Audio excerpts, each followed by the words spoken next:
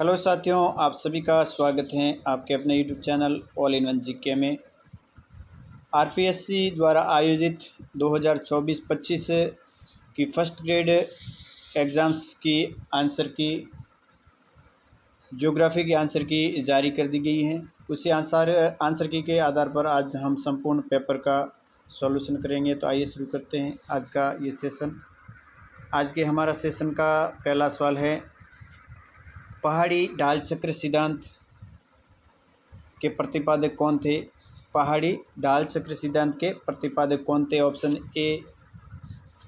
एक हैं a young, option 2 हैं डब्ल्यू.एम. डेविस, ऑप्शन 3 हैं डब्ल्यू पेंग और ऑप्शन 4 है एल.सी. किंग।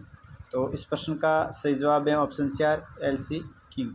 आप इसको एक ट्रिक के माध्यम से भी याद कर सकते हैं कि पहाड़ी पर कौन तो किंग, पहाड़ी पर कौन तो किंग, तो एल.सी. किंग।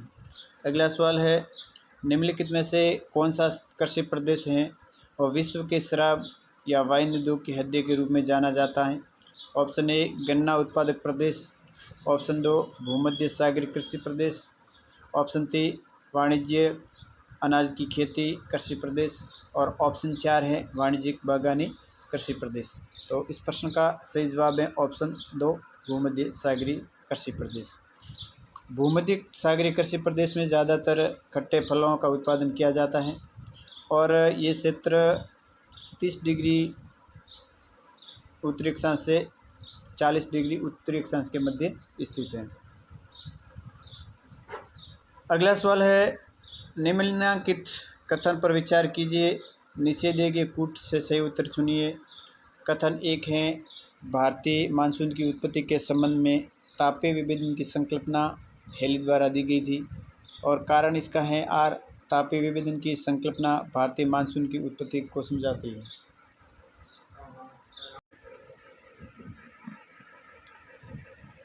तो कूट का सही प्रयोग करने के बाद में ऑप्शन ए तथा ऑप्शन एक में ए तथा आर दोनों सही हैं और आर ए की सही व्याख्या करता है। तो इस प्रश्न का सही जवाब है ऑप्शन ए और आर दोनों सही हैं और आर है वो ए की व्याख्या कर रहा है। अगला सवाल है, निम्नलिखित में से कौन सा युग्म है जो सही सुमेलित है? इसमें युग्म में खनिज और खनिज क्षेत्र से संबंधित हैं, खनन क्षेत्रों से संबंधित है। पहला युग्म है कोयला बेसिन, ऑप्शन 2 बॉक्साइट गुरु महिषासिनी, ऑप्शन 3 लोहा सिंगरौली और ऑप्शन 4 पेट्रोलियम लूनेज। तो इस प्रश्न का सही जवाब है ऑप्शन 4, क्योंकि पेट्रोलियम जो है इसका सही युग्म है लूनेज, मतलब लूनेज से पेट्रोलियम पदार्थ प्राप्त किए जाते हैं, जबकि सिंगरौली से कोयला प्राप्त किया जाता है और गुरु महिषासिनी से लोहा प्राप्त किया जाता है। अगला सवाल है, निम्नलिखित में से राजस्थान की झीलों को उत्तर से दक्षिण की में सही क्रम में जमाना है। ऑप्शन ए मांडल ताल, फाय सागर, गैब सागर, फतेह सागर, ऑप्शन 2 गैब सागर, फतेह सागर, मांडल ताल, फाय सागर, ऑप्शन 3 फाय सागर, मांडल ताल, ऑप्शन गैब सागर, फतेह सागर और ऑप्शन 4 फाय सागर, मांडल ताल, फतेह सागर और गैब सागर। तो इस प्रश्न का सही जवाब है ऑप्शन 4 फाय सागर, मांडल ताल, फतेह सागर और गैब सागर। गैब सागर सबसे दक्षिणी राजस्थान में, क्योंकि ये डूंगरपुर ज़िले में स्थित है, तो इन सभी को ऑप्शन देखते हुए आपको इस बात का ध्यान रखना था और इसमें ऑप्शन 4 टिक करना था। अगला सवाल है, निम्नलिखित में से कौन सा युग्म सही सुमेलित नहीं है? देश हैं और देश में तेल क्षेत्र हैं, इनमें से कौन सा युग्म सही नहीं है? Option A Saudi Arab Ghawar, option 2 Iran गच्चरन, ऑप्शन 3 कुवैत बर्गन और ऑप्शन 4 इराक कथिफ। तो इस प्रश्न का सही जवाब है ऑप्शन 4 इराक कथिफ, इराक कथिफ। अगला सवाल है, निम्नलिखित में से मेसोपोटामिया का नगर है, इनमें से कौन सा नगर है जो मेसोपोटामिया सभ्यता से संबंधित है? ऑप्शन ए फुस्टेट, ऑप्शन 2 काहून, ऑप्शन 3 अरेच, ऑप्शन 4 थेबेस। तो इस प्रश्न का सही जवाब है ऑप्शन 3 एरेच। अगला सवाल है, प्रकृति की मेज सीमित संख्या के अतिथियों के लिए ही लगी हुई है और जो बिना बुलाए मेहमान होंगे उनको अवश्य भूखा रहना होगा। जनसंख्या वृद्धि से संबंधित कूट कथन किसका है? तो ऑप्शन ए है हेनरी जॉर्ज का, ऑप्शन 2 थॉमस रॉबर्ट्स माल्थस और ऑप्शन 3 थॉमस डबलडे और ऑप्शन 4 है थॉमस सैडलर। तो इस प्रश्न का सही जवाब है ऑप्शन 2 थॉमस रॉबर्ट माल्थस। प्रश्न संख्या 9 है विशेषक अपर्दन का परिणाम है। ऑप्शन कथन ए है संरचनात्मक पट्टिकाएँ, कथन 2 है सतर्क शैली, कथन सी है अधकर्तित विसर्ग और कथन डी है भूस्तंभ। और कूट के अंतर्गत ऑप्शन ए है बी और सी, ऑप्शन 2 है ए और सी और ऑप्शन 3 है ए और डी और ऑप्शन 4 है बी और डी। तो इस प्रश्न का सही जवाब है ऑप्शन ए और डी, मतलब संरचनात्मक पट्टिकाएँ और भूस्तंभ। इसका सही जवाब ये है। अगला सवाल है निम्नलिखित को सम्मिलित कीजिए, नीचे दिए गए कूट से सही उत्तर का चयन करना है। कथन ए में अकवाले सतकुई जो कि ये हैं तांबा से संबंधित, मतलब यहाँ पे तांबा का उत्पादन किया जाता है। उसके बाद में है रामपुरा आगूसा, यहाँ से सीसा जस्ता का उत्पादन किया जाता है। उसके बाद में जगपुरा भूकिया, यहाँ से सोना का उत्पादन किया जाता है। और मांडो की पाल ये है फ्लोराइट उत्पादन वाला क्षेत्र। और उसके बाद में सबला लोहारिया जो लाइमस्टोन उत्पादन के लिए प्रसिद्ध है। तो इन सभी को देखते हुए पहले में चार,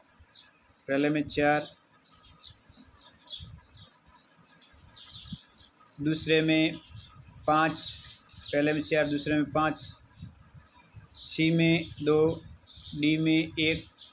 तो इस प्रश्न का सही जवाब है ऑप्शन ए।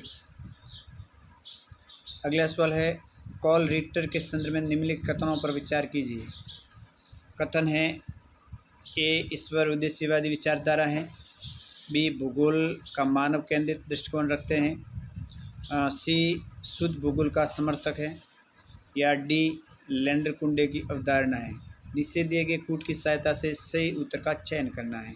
कूट 1 में ऑप्शन ए, बी और डी हैं, कूट 2 में केवल ए हैं, कूट 3 में ए और बी हैं और ऑप्शन 4 में ए, बी और सी हैं। तो इसके अंतर्गत ईश्वर के स्वदेशीवादी विचारधारक भी हैं, भूगोल का मानव केंद्रित दृष्टिकोण पर रखते हैं और लैंडर कुंडे की अवधारणा भी दी है। तो इस प्रश्न का सही जवाब है ऑप्शन ए, बी और डी। अगला सवाल है डोडा बेटा सोटी निम्नलिखित में से कौन सी पर्वत श्रृंखला में स्थित है? ऑप्शन ए अन्नामलाई, ऑप्शन 2 इलायची, ऑप्शन 3 नल्लामला और ऑप्शन 4 नीलगिरी। तो इस प्रश्न का सही जवाब है ऑप्शन 4 नीलगिरी। ये दक्षिणी भारत की प्रायद्वीपीय जो पर्वतमाला है उनमें मुख्य पर्वत चोटी है डोडा बेटा, जो नीलगिरी पर्वत श्रेणी में स्थित है।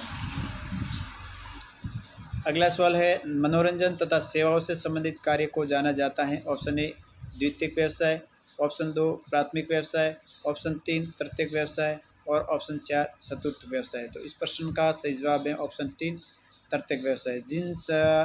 जिन क्रियाक्रम में सेवाओं का उपयोग किया जाता है या सेवा प्राप्त की जाती है उसको तृतीय क्रियाकलाप में रखा गया है। अगला सवाल है ब्रांचों के संगठकों के निम्नलिखित आरेख में अंकित भागों को ज्ञात कीजिए। ऑप्शन और इसे नीचे दिए गई सूची के साथ सम्मिलित कीजिए। पहला में है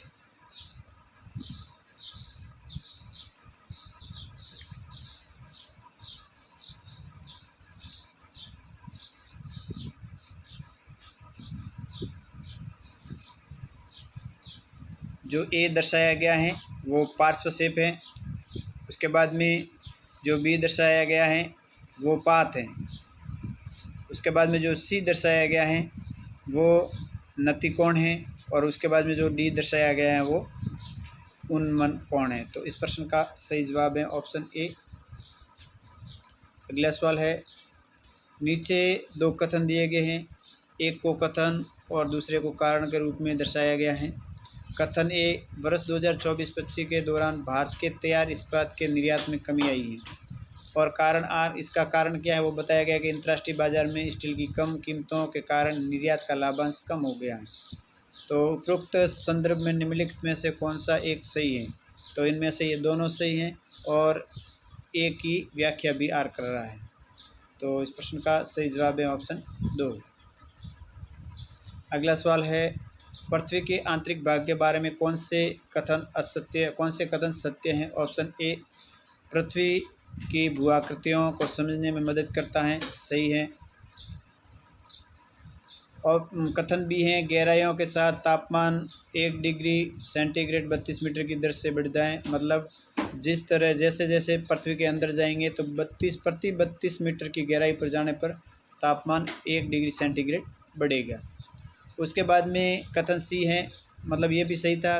कथन सी है, एस तरंग का साया क्षेत्र पी तरंग से कम है। नहीं, ये गलत है, क्योंकि एस तरंग का साया क्षेत्र है वो पी तरंग के साया क्षेत्र से ज़्यादा है। अगला कथन है, पृथ्वी के धरातल पर पहुंचने वाले के उल्कापिंड सूचना के अप्रत्यक्ष स्रोत हैं। ये भी सही है। जो भी पृथ्वी पर उल्कापिंड आते हैं वो प्रत्यक्ष स्रोत न होकर धरातल से संबंधित जानकारी प्राप्त करने के लिए अप्रत्यक्ष स्रोत हैं। तो इसमें कौन सा ऑप्शन सही है जिसमें ए, बी और डी दर्शाया गया है? तो इन प्रश्न का में से तीसरा ऑप्शन सही है, ए, बी और डी। अगला सवाल है, सूची 1 को सूची 2 से सम्मिलित कीजिए तथा नीचे दिए गए कूट से सही उत्तर का चयन कीजिए।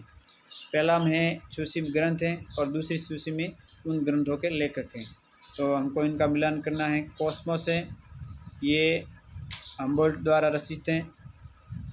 उसके बाद में अर्धकुंडे है, वो रिटर द्वारा रचित हैं। और वाल्टर कुंडे है, वो रेडजल द्वारा रचित हैं।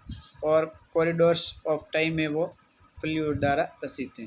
तो इनमें से कौन सा सही ऑप्शन दिख रहा है? ऑप्शन ए में 4, ऑप्शन बी में 2, ऑप्शन बी में 2, ऑप्शन सी में 3, ऑप्शन सी में 3। तो इसका मतलब ऑप्शन ए सही है, जिसमें ए में 4, बी में 2, सी में 3 और डी में 1। अगला सवाल है, एक स्केटर आरेख में दाएं निचले कोने से ऊपरी बाएं कोने तक बिंदुओं की सरल रेखीय व्यवस्था इंगित करती है। इस प्रकार एक रेखा ग्राफ या रेखा चित्र बनता है और इस साइड से इस साइड पर इस तरह इसका वो जो रेखिक आकार चलता हुआ आगे बढ़ता है।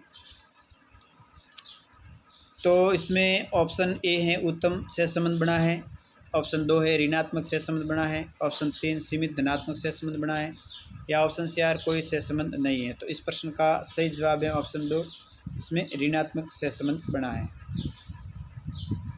अगला सवाल है, सतत पोषणीय विकास से संबंधित ब्रटलैंड रिपोर्ट किस वर्ष प्रस्तुत की गई थी? ऑप्शन ए 1986, ऑप्शन बी या 2 1985, ऑप्शन 3 1987 में और ऑप्शन 4 1988। तो इस प्रश्न का सही जवाब है ऑप्शन 3 1987। अगला सवाल है, निम्नलिखित में से किस विद्वान ने फारस साम्राज्य के सूसा से सार्डिस तक के महान राजमार्ग का स्पष्ट रूप से वर्णन अपनी पुस्तक में किया है? Option A Herodotus, option 2 Hecataeus, option 3 Eratosthenes और ऑप्शन 4 है एनाक्सीमेंडर। तो इस प्रश्न का सही जवाब है option A Herodotus.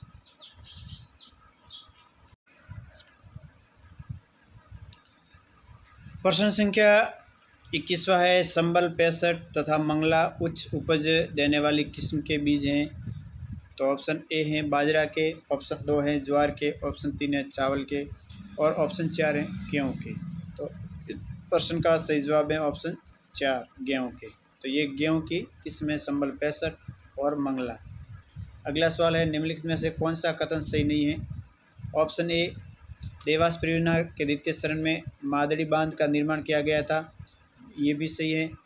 Option 2 Dewas परियोजना के प्रथम चरण में गोराना बांध का निर्माण किया गया था, ये भी सही है। देवास परियोजना उदयपुर की जीवन रेखा बनकर उभरी, ये भी सही है। और ऑप्शन 4 है देवास परियोजना के तृतीय चरण में संदलाई बांध का निर्माण किया गया था, ये गलत है।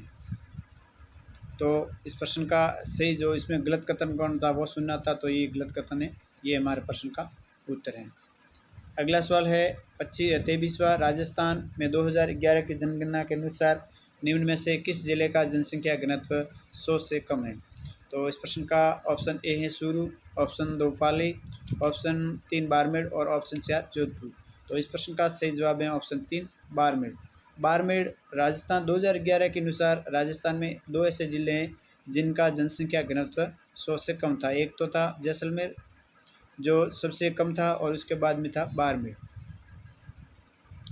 अगला सवाल है 24वां, चट्टानों से संबंधित दिए गए बिंदुओं में से नीचे दिए गए कूट का सही कथन का चयन करना है। और कथन ए है आग्नेय चट्टानें प्राथमिक व रवेदार होती हैं, एकदम सही है।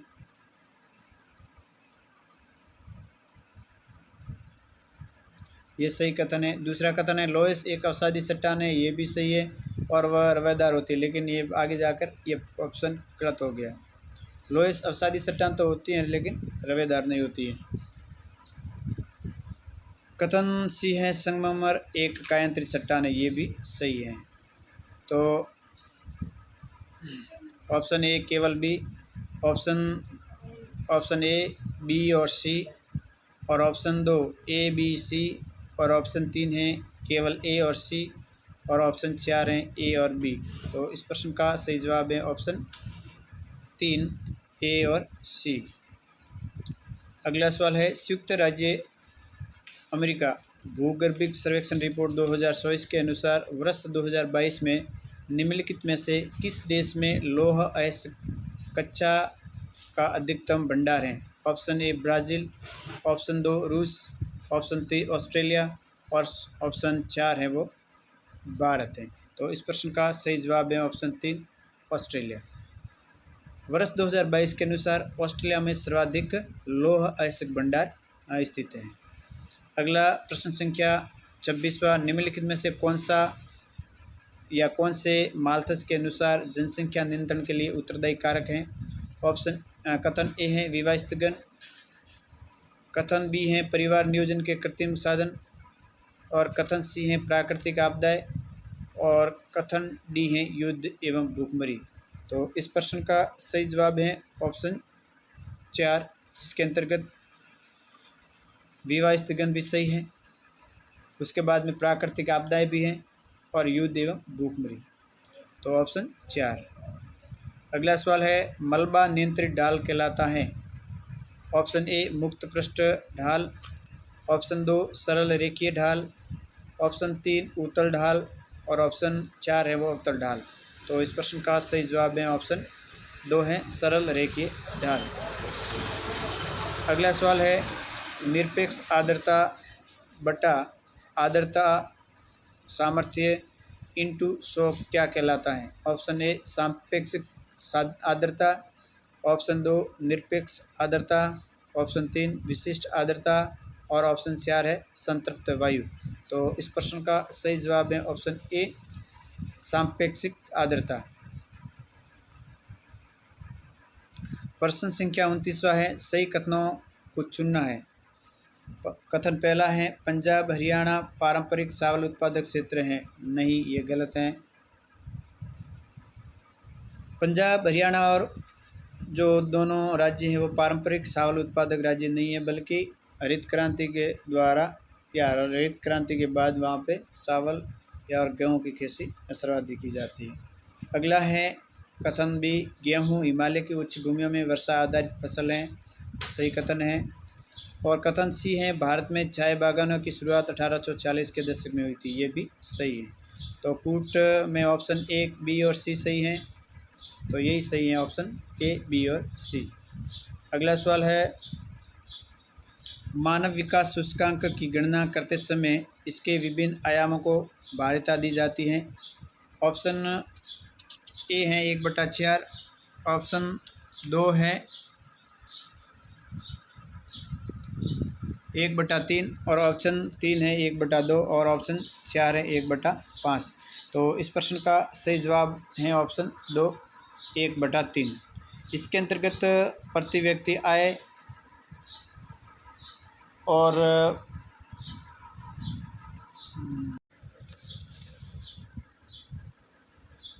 मानव विकास सूचकांक की गणना करने के लिए 3 आयाम हैं, जिसके अंतर्गत प्रति व्यक्ति आय, साक्षरता और जीवन प्रत्याशा। अगला प्रश्न है, निम्नलिखित को सुमेलित कीजिए तथा नीचे दिए गए कूट से सही उत्तर का चयन कीजिए। कृषि जलवायु प्रदेश हैं एक साइड में और दूसरी साइड में मिट्टी के प्रकार हैं। तो इसका हमको सुमेलित करना है।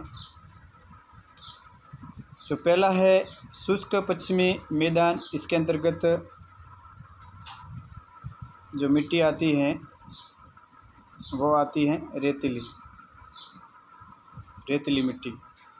उसके बाद में सिंचित उत्तर पश्चिमी क्षेत्र के अंतर्गत जलोढ़ मिट्टी आती है। उसके बाद में उप आर्द्र मैदान में भूरी लाल मिट्टी आती है। उसके बाद में आर्द्र दक्षिणी मैदान, इसमें गहरी और लाल मिट्टी आती है और आर्द्र दक्षिणी पूर्वी मैदान में काली मिट्टी आती है। तो इस प्रश्न का सही जवाब है ऑप्शन 2। अगला सवाल है, सूरा घाट एक खाली जगह हैं जो खाली जगह में अवस्थित हैं। इसमें सूरा घाट दर्रा में स्थित हैं जो मध्य अरावली में स्थित हैं। दर्रा और मध्य अरावली, ऑप्शन 4। अगला सवाल है, व्यवहारवादी भूगोल का या के निम्नलिखित में से कौन सा आधारभूत तर्क है। कथन ए है, व्यक्तियों के मानस में वातावरणीय प्रतिबिंब होते हैं। कथन बी, ऐसे प्रतिबिंबों को शोधकर्ताओं द्वारा परिशुद्धता से पहचाना जा सकता है। ऑप्शन सी है, वातावरणीय प्रतिबिंबों व व्यक्तियों के निर्णय लेने की प्रक्रिया में संबंध होता है। तो इस प्रश्न का सही जवाब है ऑप्शन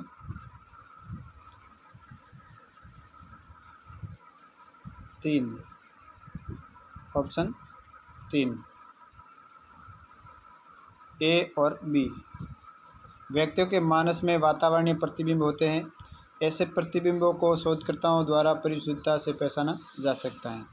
अगला सवाल है, डोलड्रम बेल्ट के अस्तित्व का मुख्य कारण क्या है। ऑप्शन ए या कथन ए है, ये ठंडे प्रदेशों में स्थित हैं। गलत, ये गलत हैं। डोलड्रम ठंडे प्रदेशों में नहीं है। कथन बी, उच्च तापमान तथा न्यून वायुदाब, ये सही है। और कथन सी है, या ज़्यादातर वायु शांत रहती, ये भी सही है। तो नीचे दिए गए ऑप्शन के हिसाब से चयन करना है। तो ऑप्शन ए है वो सही है, बी और सी। अगला सवाल है 35वां, निम्नलिखित कथनों पर विचार कीजिए तथा नीचे दिए गए कूट का उपयोग करके सही उत्तर का चयन करना है। कथन एक है, कार्बी ओंगलैंग या आंगलैंग भारत के प्रायद्वीपीय पठार का हिस्सा है, ये भी सही है। ऑप्शन या कथन 2 है, मेसोजोइक युग के समय भारतीय मरुस्थल क्षेत्र समुद्र के नीचे था, ये भी सही है। और कथन सी है, पूर्वी भारत तक तटपोर्ट और हार्बर के विकास के लिए अनुकूल हैं, ये गलत है। पूर्वी जो तट हैं वो हार्बर या पोर्ट के लिए विकसित या अनुकूल नहीं है। और ऋषि द्वीप समूह अरब सागर में स्थित हैं, ये भी गलत है। तो इस प्रश्न के अनुसार ऑप्शन ए और बी सही है। तो ऑप्शन कथन ए और बी सही है, तो इसमें ऑप्शन बी सही है, ए और बी। अगला सवाल है 36वां है, निम्नलिखित में से कौन सा सुमेलित नहीं है। कथन ए, ऑप्शन ए, हिमानी द्वारा निर्मित अपरदनात्मक भूआकृति से निर्मित है नुनाटक। ऑप्शन 2, पवन द्वारा निर्मित निक्षेपित भूआकृति इंसेलबर्ग, तो इसमें ये गलत बताया गया है, ये गलत है। ऑप्शन 3, पवन द्वारा निर्मित अपरदनात्मक भू आकृति यारडांग और हिमानी द्वारा निर्मित आकृति को कैम कहते हैं, तो ये भी सही है, ये भी सही है और ये भी सही है। लेकिन ये पवन द्वारा निर्मित निक्षेपित भू आकृति इंसेलबर्ग ये सही नहीं है, क्योंकि ये जल द्वारा निक्षेपित आकृति है। अगला सवाल, ये जो आकृति है इंसेलबर्ग, ये पवन और जल के अपरदन से बनता है, निर्मित नहीं है, इसमें निर्मित शब्द गलत आया। पवन और जल के अपरदन स्वरूप ये बनता है इंसेलबर्ग। अगला सवाल है, किसने सीमाओं को राजनीतिक समभार रेखाओं के समान माना है। कथन एक है, ऑप्शन एक है लॉर्ड कर्जन। ऑप्शन 2 है जे एंसले और ऑप्शन 3 है ए मूडी और ऑप्शन 4 है एफ फ्रेडजेल। तो इस प्रश्न का सही जवाब है ऑप्शन 2 जे एंसले। प्रश्न संख्या 38वां है क्षेत्र एक रूपता सिद्धांत के प्रतिपादन में सहयोग करने वाले भूगोलवेत्ताओं का सही समूह है। ऑप्शन ए है S B Jones, Cohen, Richard Moore, Carlson. Option 2 है S B Jones, D Whittlesey और ऑर्सन और गोटमैन। ऑप्शन 3 है Thayer Mahan, Mackinder, S B Jones, Spykman. और कथन या ऑप्शन 4 है डिमाजिया, कॉल, ओसफर, रेडजेल, कैजलेनी। तो इस प्रश्न का सही जवाब है option 2 S B Jones, D Whittlesey, Hartshorne और गॉटमैन। स्तर के हिसाब से देखा जाए तो ये काफ़ी मतलब सरल पेपर था, काफ़ी अच्छा पेपर था। जबकि देखें इसका फर्स्ट पेपर जो जीके का है वो काफ़ी हार्ड था और काफ़ी लोग उसमें क्वालिफाई नहीं कर पाते हैं। लेकिन सब्जेक्ट में ज्योग्राफी में काफ़ी अच्छे नंबर बन रहे हैं ज़्यादातर लोगों के। अगला सवाल है राष्ट्रीय जनसंख्या नीति 2000 के मध्यकालीन लक्ष्य के अनुसार कुल प्रजनन दर TFR को किस प्रतिस्थापन स्तर तक लाना है। ऑप्शन ए 2.1 शिशु प्रति महिला, ऑप्शन 2 1.8 शिशु प्रति महिला, ऑप्शन 3 2.3 शिशु प्रति महिला और ऑप्शन 4 है वो 2.0 शिशु प्रति महिला। तो इस प्रश्न का सही जवाब है ऑप्शन ए 2.1 शिशु प्रति महिला। प्रश्न संख्या 40वां है वी आकार की घाटी का खड़ा ढाल उदाहरण है। ऑप्शन ए तृतीयक ढाल, ऑप्शन 2 प्राथमिक ढाल, ऑप्शन 3 चतुर्थक ढाल और ऑप्शन 4 है द्वितीयक ढाल। तो इस प्रश्न का सही जवाब है ऑप्शन ए ऑप्शन 2 प्राथमिक ढाल। प्रश्न संख्या 41वां है जनगणना 2011 के अनुसार भारत में क्रमशः न्यूनतम एवं अधिकतम जनसंख्या घनत्व वाले राज्य हैं। ऑप्शन ए है अरुणाचल प्रदेश और बिहार, ऑप्शन 2 है अरुणाचल प्रदेश और केरल, ऑप्शन 3 है नागालैंड एवं महाराष्ट्र और ऑप्शन 4 है मिजोरम एवं पश्चिम बंगाल। तो इस प्रश्न का सही जवाब है ऑप्शन ए अरुणाचल प्रदेश और बिहार। 2011 की जनगणना के अनुसार भारत में सबसे न्यूनतम जो जनसंख्या घनत्व वाला राज्य है वो अरुणाचल प्रदेश है, जिनकी जो जनसंख्या घनत्व है लगभग 17 है। वही सबसे सर्वाधिक जनसंख्या घनत्व वाला राज्य है वो बिहार है, जिसकी जनसंख्या घनत्व लगभग 1108 वर्ग किलोमीटर प्रति वर्ग किलोमीटर है।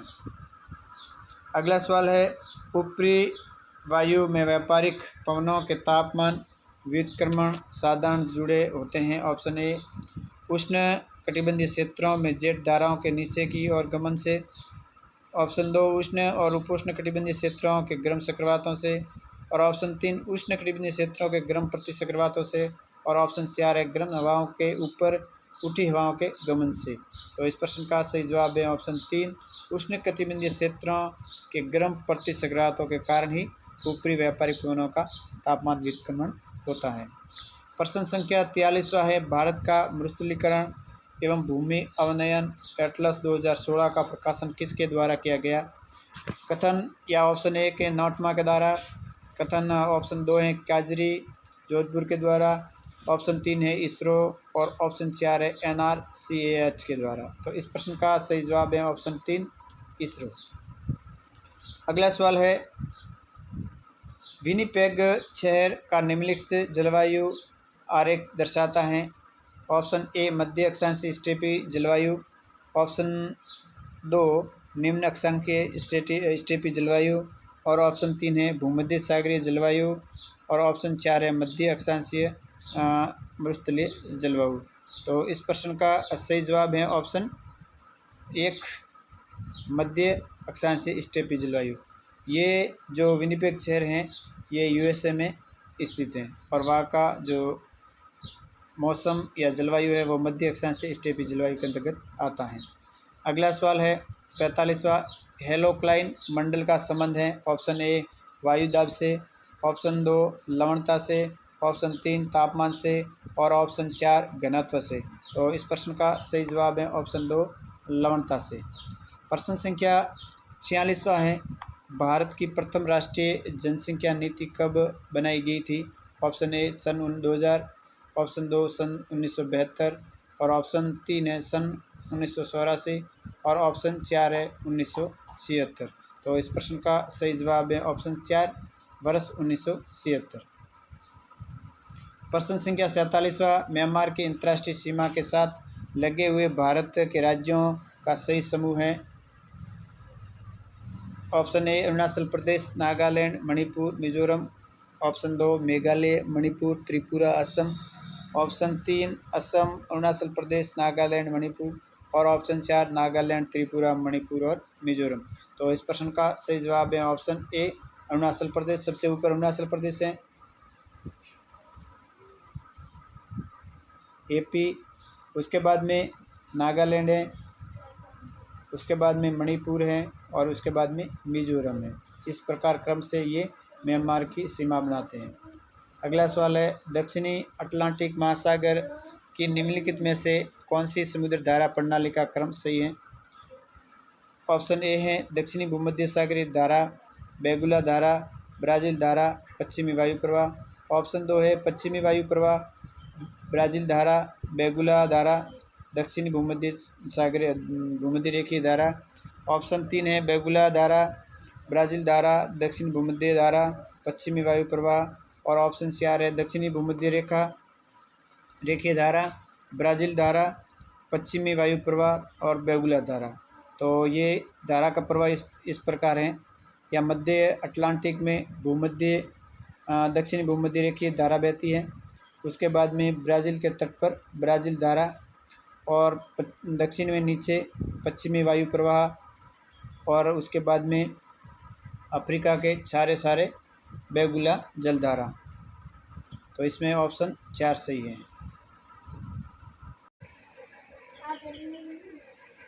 अगला प्रश्न है 49वां, राष्ट्रीय तकनीकी वस्त्र मिशन किससे संबंधित है? कथन ए एग्रोटेक, कथन बी स्पोर्ट्स टेक, कथन सी इंफोटेक और कथन डी है मेडिटेक। तो निषेधीय के कूट का सही उपयोग करते हुए इसका सही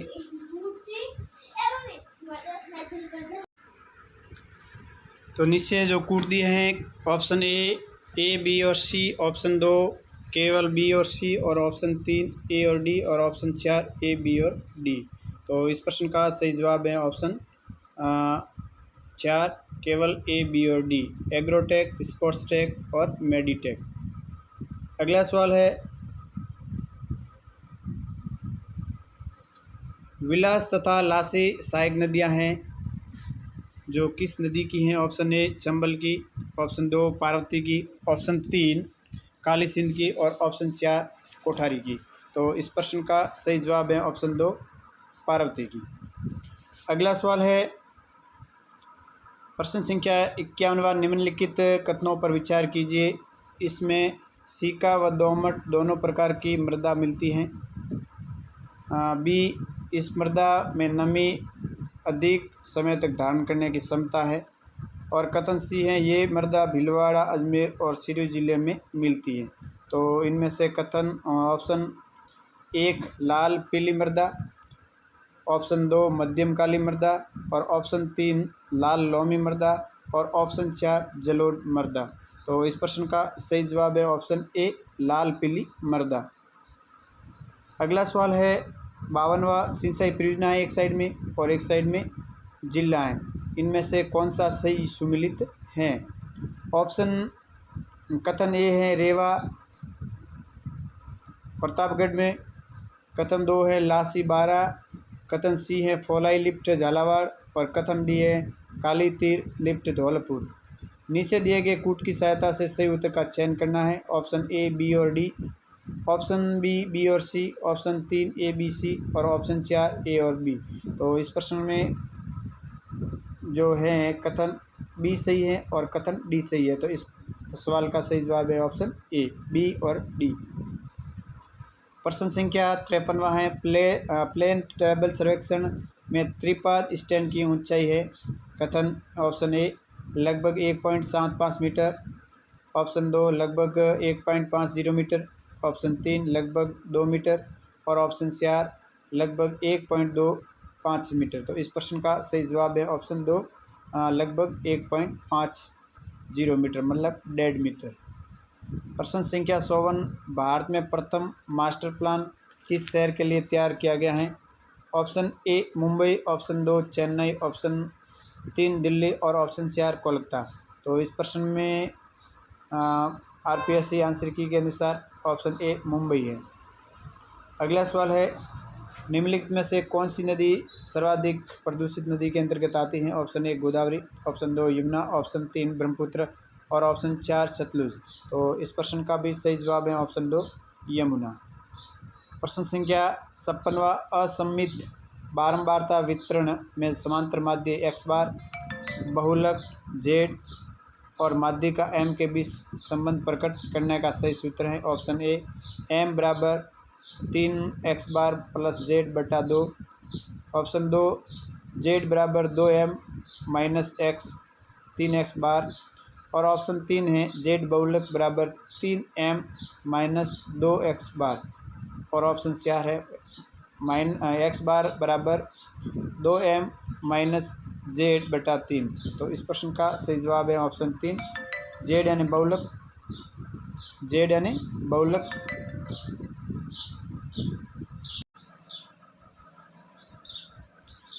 जेड यानी बहुलक बराबर 3 माध्य का माइनस 2 माध्य। अगला सवाल है 57वां, निम्नलिखित में से किन दबाव पेटियों का निर्माण क्रमशः गतिक तथा तापीय कारकों से हुआ है? पृथ्वी के जो ग्लोब के अनुसार या पृथ्वी के धरातल पर हमने 5 पेटियों को, मतलब पृथ्वी के कटिबंधों को 5 पेटियों में विभाजित किया है, जिसके अंतर्गत 2 जो गतियां हैं जो है इनमें से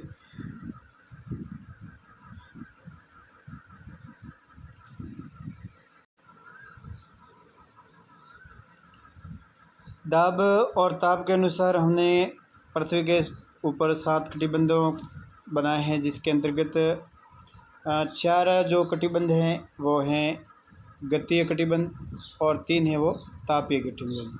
3 तापीय के अंतर्गत एक तो है उष्ण कटिबंधीय न्यून जो अक्षांश क्षेत्र है और 2 हैं दोनों ध्रुवों की तरफ उच्च वायुदाब क्षेत्र। वही 4 हैं जो गतीय कटिबंध के अंतर्गत या गतीय दाब पेटियां हैं, जिसके अंतर्गत उपोष्ण कटिबंधीय और उपध्रुवीय दोनों क्षेत्रों में। तो इस ऑप्शन के अनुसार ऑप्शन ए उपोष्ण कटिबंधीय उच्च तथा ध्रुवीय उच्च, ऑप्शन 2 है उपध्रुवीय निम्न तथा उपोष्णीय कटिबंध उच्च, ऑप्शन 3 है ध्रुवीय उच्च तथा उपोष्णीय कटिबंध उच्च और ऑप्शन 4 है भूमध्य रेखीय निम्न तथा ध्रुवीय उच्च। तो इस प्रश्न के हिसाब से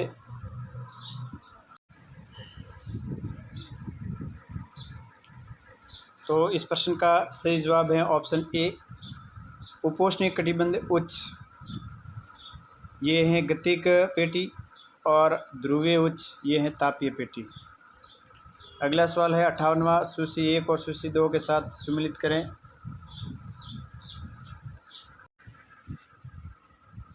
सूची 1 में कैंडला की वनस्पति का वर्गीकरण है, वही सूची 2 में कोपेन का जलवायु वर्गीकरण है। तो 1 और 2 को सम्मिलित करना है।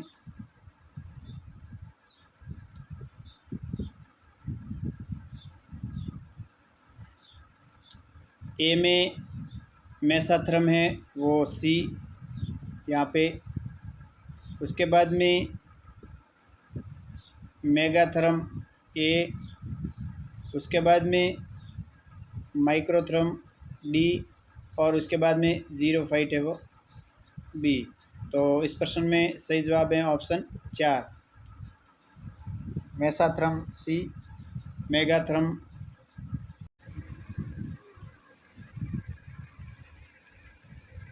प्रश्न संख्या 59, निम्नलिखित में से कौन सी भू-आकृति प्रवाहित जल द्वारा निर्मित नहीं है? ऑप्शन ए ट्रॉन झील, ऑप्शन 2 अवनमित कुंड, ऑप्शन 3 कैनियन, ऑप्शन 4 गर्ज। तो इस प्रश्न का सही जवाब है ऑप्शन ए टॉर्न झील। टॉर्न झील है वो प्रवाहित जल की आकृति नहीं है। अगला सवाल है 60वां, निम्नलिखित में से किस विचारधारा को भू दृश्य का जीवन चरित्र भी माना जाता है? ऑप्शन ए प्रत्यक्षवाद, ऑप्शन 2 अस्तित्ववाद, ऑप्शन 3 उद्देश्यवाद और ऑप्शन 4 यथार्थवाद। तो इस प्रश्न का सही जवाब है ऑप्शन 2 अस्तित्ववाद। प्रश्न संख्या 61वां है, वेबर के न्यूनतम लागत सिद्धांत के अनुसार यदि दोनों कच्चे माल बाजार से दूर निश्चित स्थान पर प्राप्त होते हैं और दोनों शुद्ध हैं तो उद्योग की स्थापना होगी। ऑप्शन ए कच्चे माल के निकट, ऑप्शन 2 बाजार के निकट और ऑप्शन 3 अवस्थिति त्रिभुज के अनुरूप और ऑप्शन 4 बाजार के निकट। और तो इस प्रश्न का सही जवाब है ऑप्शन 4 बाजार के निकट। अगला सवाल है, निम्नलिखित में से किसने समुद्र तल में परिवर्तन पर जोर देते हुए प्रवाल भित्ति निर्माण के स्थिर स्थान सिद्धांत में समर्थन किया है? ऑप्शन ए ओलिवर, ऑप्शन 2 डेली, ऑप्शन 3 मरे, ऑप्शन 4 डार्विन। तो इस प्रश्न का सही जवाब है ऑप्शन 2 डेली।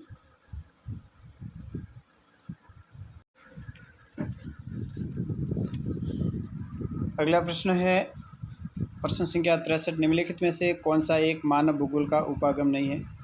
ऑप्शन ए स्थानीय संगठन, ऑप्शन 2 क्षेत्रीय विभेदन, ऑप्शन 3 मानचित्र प्रक्षेपण और ऑप्शन 4 भूगोल में उत्तर आधुनिकतावाद। तो इस प्रश्न का सही जवाब है ऑप्शन 3 मानचित्र प्रक्षेपण। मानचित्र प्रक्षेपण है ये भूगोल का उपागम नहीं है। इसके अलावा भूकंप के जो भूगोल के उपागम हैं वो है अन्वेषण और विवरण, प्रादेशिक विश्लेषण, क्षेत्रीय विभेदन, स्थानिक संगठन, मानवतावादी या आमूलवादी और व्यवहारवादी विचारधाराओं का उदय, और अगला है भूगोल में उत्तर आधुनिकवाद। तो ये सभी क्या है? मानव भूगोल के उपागम है। प्रश्न संख्या 64 है, राजस्थान वन प्रतिशेधन 2023-24 के अनुसार कुल आकलित वन क्षेत्र वर्ष 2021 की दृष्टि से राजस्थान के जिलों का अवरोही क्रम में मतलब घटते क्रम में लिखना है। ऑप्शन ए प्रतापगढ़, उदयपुर, अलवर 12, ऑप्शन 2 उदयपुर, अलवर, प्रतापगढ़ 12, ऑप्शन 3 प्रतापगढ़, उदयपुर 12, अलवर और ऑप्शन 4 उदयपुर, प्रतापगढ़ 12, अलवर। तो इस प्रश्न का सही जवाब है पहले उदयपुर आएगा, उसके बाद में अलवर, उसके बाद में प्रतापगढ़ और उसके बाद में 12। तो ये सही है। अगला सवाल है, बराक प्रणाली किससे संबंधित थी? ऑप्शन ए मध्ययुगीन यूरोपीय नगरों में कृषि पद्धति से, ऑप्शन 2 नील नदी घाटी के प्राचीन नगरों में नगर नियोजन से, ऑप्शन 3 मध्ययुगीन यूरोपीय नगरों के नगर नियोजन से और ऑप्शन 4 प्राचीन नील घाटी में कृषि पद्धति से। तो इस प्रश्न का सही जवाब है ऑप्शन 3 मध्ययुगीन जो यूरोपीय नगर है उनमें नगर नियोजन से संबंधित ये बराक प्रणाली थी। प्रश्न संख्या 66वां है, निम्नलिखित में से कौन सा लक्ष्य नई जनसंख्या नीति 2000 से संबंधित है? इनमें से कौन सा जो लक्ष्य है जनसंख्या नीति 2000 से संबंधित हैं? पहला कथन है 14 वर्ष तक के बच्चों को अनिवार्य शिक्षा प्रदान करना चाहिए। गर्भावस्था से संबंधित महिला मृत्यु दर को 100 प्रति लाख से कम करना, ये भी सही है। और कथन सी है कम से कम 80% जनन को चिकित्सालयों की परिधि में संपन्न कराना, ये भी सही है। और कुल कथन डी है कुल उत्पादकता दर को 2.1 के प्रतिस्थापन स्तर तक लाना, ये भी सही है। तो इसमें कथन या ऑप्शन ए सही है, जिसमें ए, बी और सी, डी चारों सही है।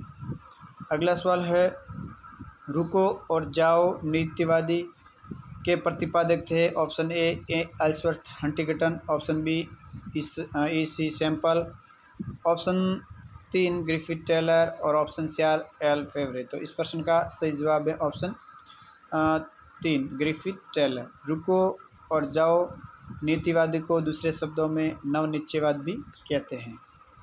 अगला सवाल है, यदि कथनात्मक मापक 1 बराबर 2 फलंग बतलाता है तो प्रतिनिधि भिन्न या रिफ्रैक्शन फैक्टर क्या है? तो इसके अंतर्गत 1 मील बराबर 8 फलंग बराबर 63,360 इंच। तो हमको इसका हिसाब निकालने के लिए 63,360 में 8 का भाग देना पड़ेगा।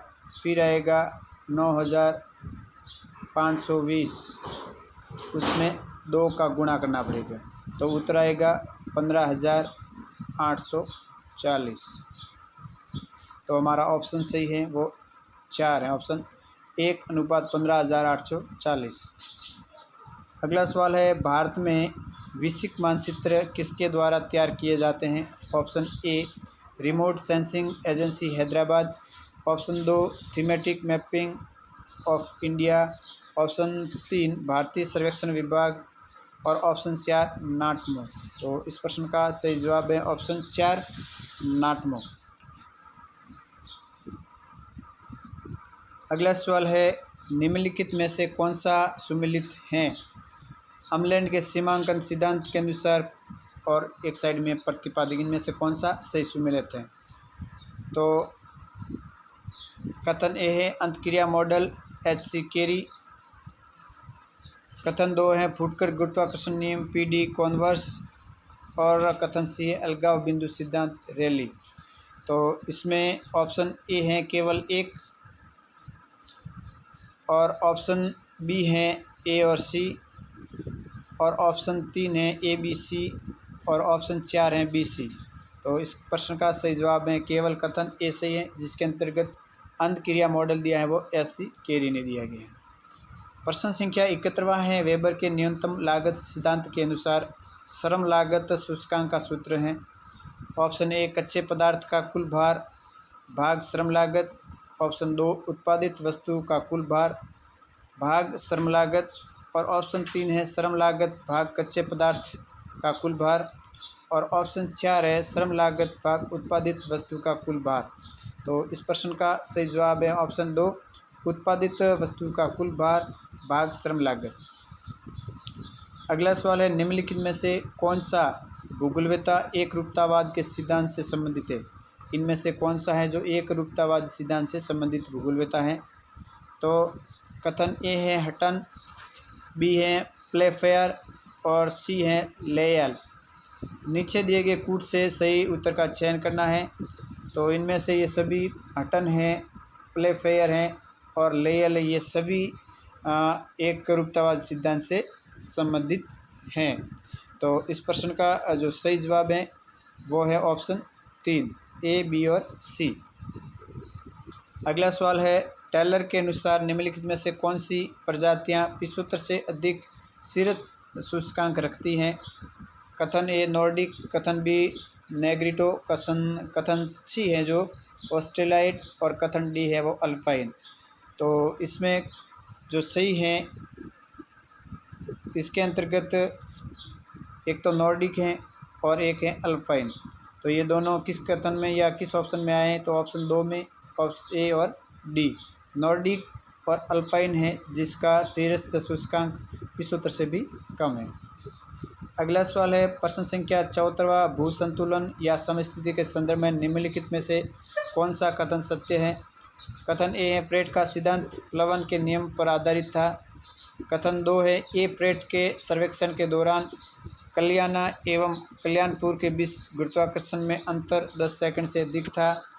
कथन 3 है ए प्रेट के सर्वेक्षण के दौरान कल्याणा तथा कल्याणपुर के बीच गुरुत्वाकर्षण में अंतर 10 सेकंड से कम था। और ऑप्शन 4 प्रेट की अभिधारणा थी कि स्तंभ जितना बड़ा होगा घनत्व उतना ही अधिक होगा। तो इस प्रश्न का सही जवाब है ऑप्शन 2 ए प्रेट के सर्वेक्षण के दौरान कल्याणा एवं कल्याणपुर के बीच गुरुत्वाकर्षण में अंतर 10 सेकंड से अधिक था। ये सत्य कथन है। अगला सवाल है, सूची 1 को सूची 2 के साथ सम्मिलित करें। नीचे दिए गए कूट में सही उत्तर का चयन करें। सूची 1 में भ्रंश के प्रकार हैं और सूची 2 में शैल खंडों का विस्थापन है।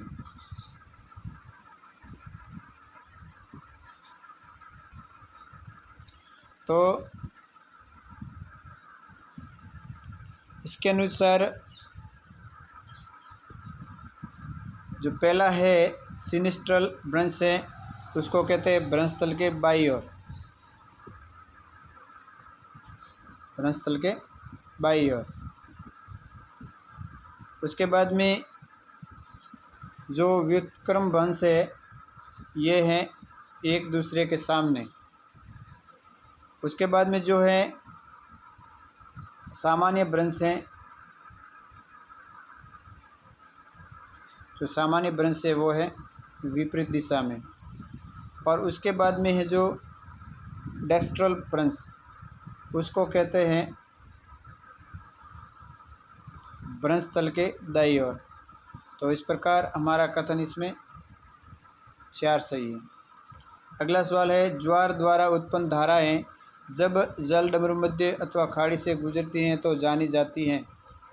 ऑप्शन ए ज्वारीय आयतन, ऑप्शन 2 ज्वारीय उबार, ऑप्शन 3 ज्वारीय तीव्रता और ऑप्शन 4 है ज्वारीय रेंज। तो इस प्रश्न का सही जवाब है ऑप्शन 3 ज्वारीय तीव्रता।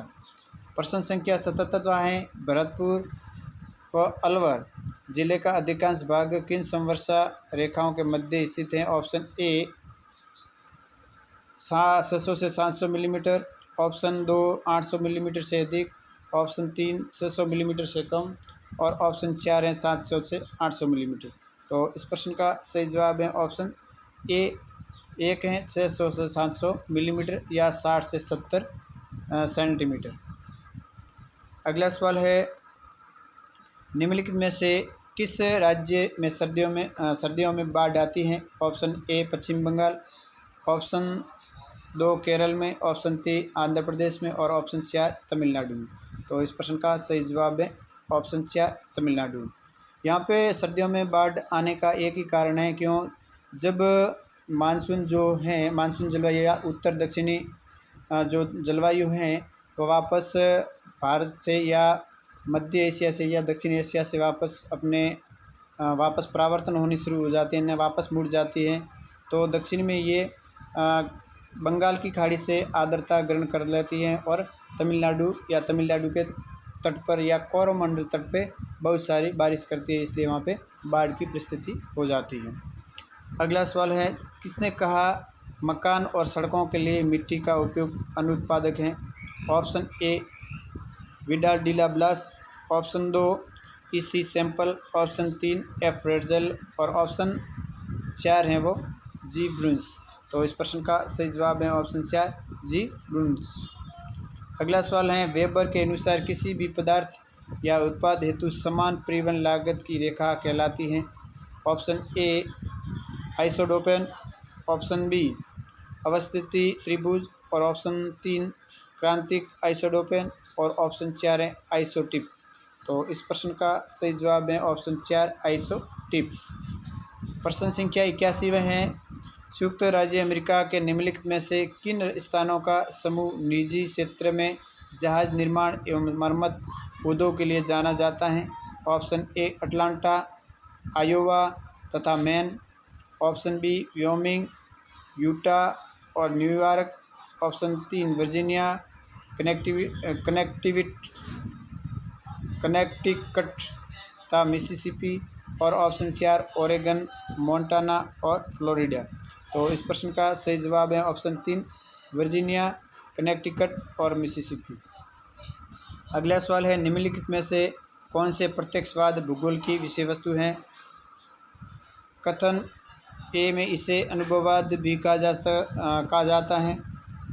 कथन बी है ये आदर्शवाद का विरोधी है। कथन सी है इसकी स्थापना ऑगस्ट काम्टे ने की थी और कथन डी है ये अधिनायकवाद का विरोध करता है। तो इस प्रश्न का जो सही जवाब है वह है ये कथन, इसमें ये भी सही है, ये अनुभववाद भी कहा जाता है इसे, ये आदर्शवाद का भी विरोध है, इसकी स्थापना ऑगस्ट काम्टे ने भी की है और ये अधिनायकवाद का भी विरोध करता है।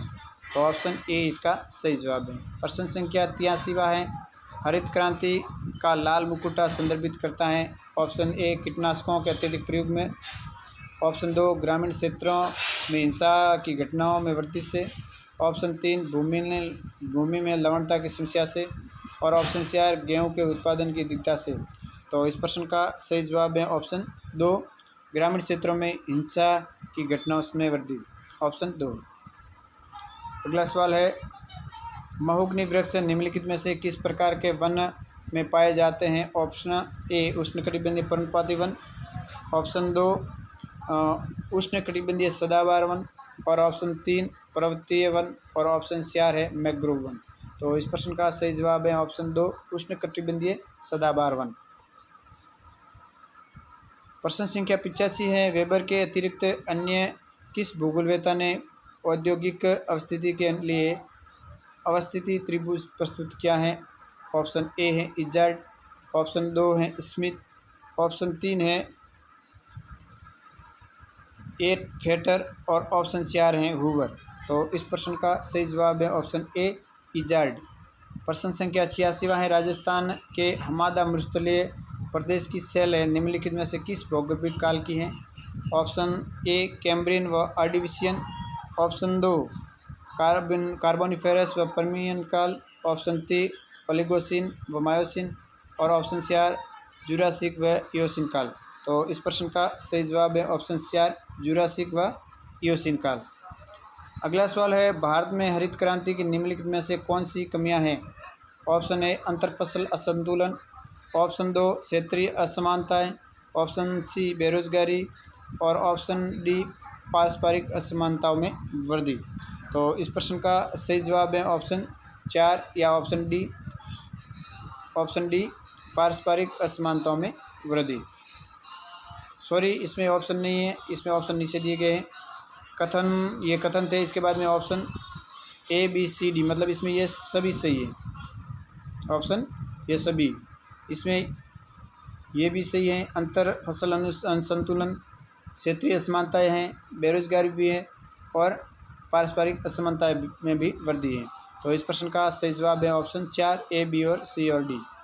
प्रश्न संख्या 88 है, फेनमैन के भूगोल की परिधि में निम्नलिखित में से कौन सा सम्मिलित नहीं था? ऑप्शन ए जीव विज्ञान, ऑप्शन बी भूविज्ञान, और ऑप्शन 3 इतिहास, और ऑप्शन 4 भौतिकी। तो इस प्रश्न का सही जवाब है ऑप्शन 4 भौतिकी। प्रश्न संख्या 89, वान थ्यूनैन के सिद्धांत के अनुसार एक किसान का लाभ निम्नलिखित में से किन स्तरों पर निर्भर करता है? ऑप्शन ए वस्तु का विक्रय मूल्य, ऑप्शन बी उत्पादन की लागत, और कथन सी है परिवहन की लागत, और कथन डी है श्रम। तो इस प्रश्न के ऑप्शन ए बी और सी, ऑप्शन 2 ए और सी, और ऑप्शन 3 बी और सी, और ऑप्शन 4 ए बी सी।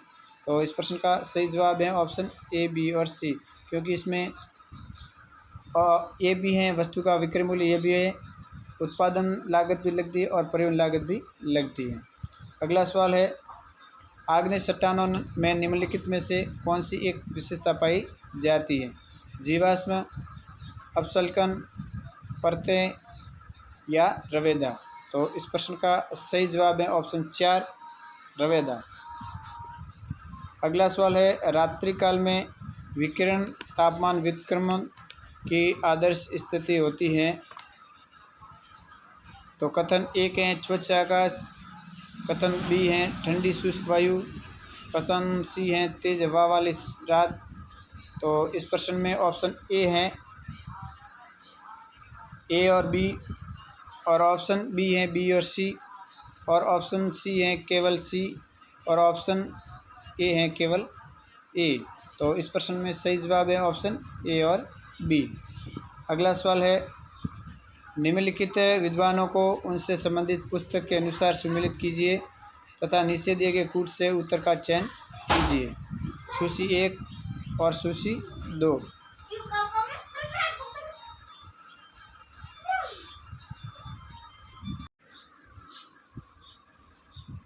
तो इसमें एन आउटलाइन ऑफ जियोमॉर्फोलॉजी जिसके लेखक हैं वो हैं वुल्डीज और मॉर्गन।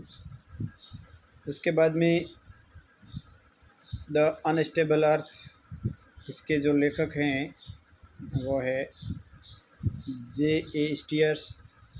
और उसके बाद में the surface history of the earth, इसके जो लेखक हैं वो हैं J. जॉली। और उसके बाद में अर्थ डायनेमिक सिस्टम, इसके जो लेखक हैं वो हैं W.K. हैमिल्टन और अंत में हैं प्रिंसिपल ऑफ जियोलॉजी के लेखक, इसके जो लेखक हैं जी वाटर्स एंड वुडवर्थ। तो इसमें जो कथन है वो सही है, कथन दो। अगला सवाल है, निम्नलिखित में से कौन सा नगर के प्रभाव क्षेत्र से संबंधित नहीं है? ऑप्शन ए नगर प्रदेश, ऑप्शन 2 नगरीय पृष्ठ प्रदेश, ऑप्शन 3 केंद्रीय व्यापारिक जिला CBD और ऑप्शन 4 अमलैंड। तो इस प्रश्न का सही जवाब है ऑप्शन 3 केंद्रीय व्यापारिक जिला CBD है, वो इससे संबंधित नहीं है।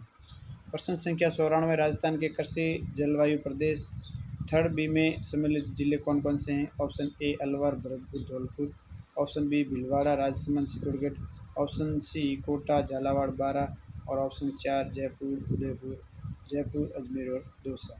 तो इस प्रश्न का सही जवाब है ऑप्शन ए अलवर, भरतपुर और धौलपुर।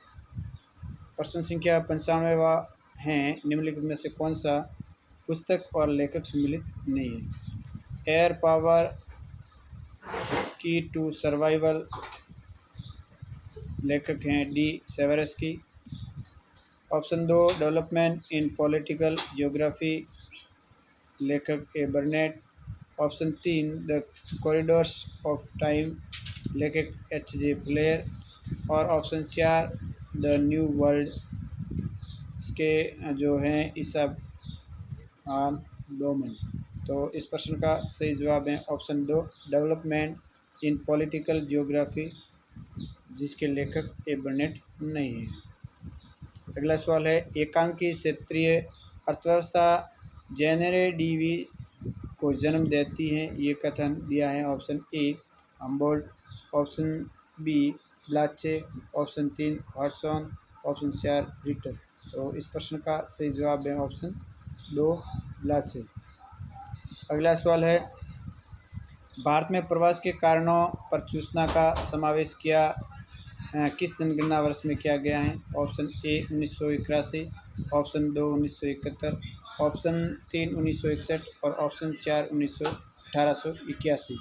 तो इस प्रश्न का सही जवाब है ऑप्शन ए 1981, ऑप्शन ए 1981। प्रश्न संख्या 98, निम्नलिखित मानों के लिए मानक विचलन की गणना कीजिए एवं सही उत्तर का चयन कीजिए। तो इसमें जो आंसर आता है वो आंसर है ऑप्शन 3 2.53।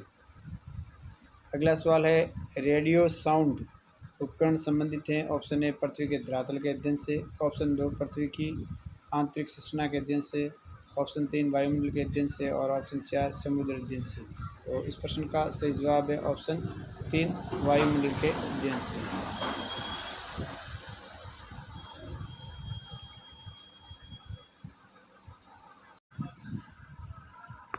प्रश्न संख्या 16 है, निम्नलिखित में से 2022-23 में राजस्थान के किस जिले की प्रति हेक्टेयर ज्वार की उत्पादकता सर्वाधिक थी? Option A Rajsamand, option B Karauli, option 3 Bhilwara, option 4 Chittorgarh. तो इस प्रश्न का सही जवाब है ऑप्शन 4 चित्तौड़गढ़।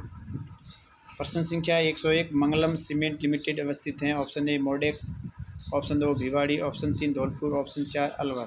तो इस प्रश्न का सही जवाब है ऑप्शन 1 मोडेक। प्रश्न संख्या 102, वॉन थ्यूनेन की कृषि अवस्थिति सिद्धांत हैं।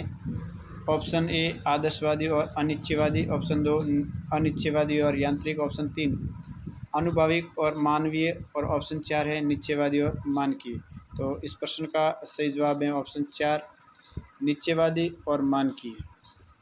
प्रश्न संख्या 103, मानव भूगोल अस्थिर पृथ्वी और क्रियाशील मानव के बीच परिवर्तनशील संबंधों का अध्ययन है, यह कथन किसका है? ऑप्शन ए रिटर, ऑप्शन 2 कुमारी सैंपल और ऑप्शन 3 रेडजल और ऑप्शन 4 टेलर। तो इस प्रश्न का सही जवाब है ऑप्शन 2 कुमारी सैंपल। प्रश्न संख्या 104 है, ट्रांस कैनेडियन रेलमार्ग के प्रमुख नगरों का पूर्व से पश्चिम की ओर सही अनुक्रम में लिखना है। पूर्व से पश्चिम की ओर, तो पूर्व से पश्चिम की ओर लिखेंगे तो सबसे पहले आएगा हैलिफैक्स, उसके बाद में आएगा क्यूबेक, उसके बाद में आएगा विनिपेग, उसके बाद में आएगा वैंकूवर। हैलीफैक्स है वो अटलांटिक महासागर या अटलांटिक महासागर के तट पर स्थित है, और वैंकूवर है वो प्रशांत महासागर के क्षेत्र में स्थित है। तो हमारा जो ऑप्शन है ऑप्शन ए वो सही है। प्रश्न संख्या 105वां है, सुदूर संवेदन में विद्युत चुंबकीय स्पेक्ट्रम की किस तरंग दैर्ध्य का उपयोग किया जाता है? ऑप्शन कथन 1 है 0.03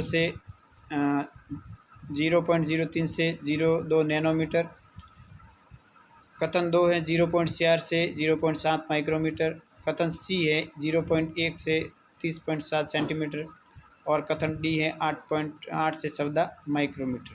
तो इस प्रश्न का सही जवाब है ऑप्शन 2 बी, सी और डी।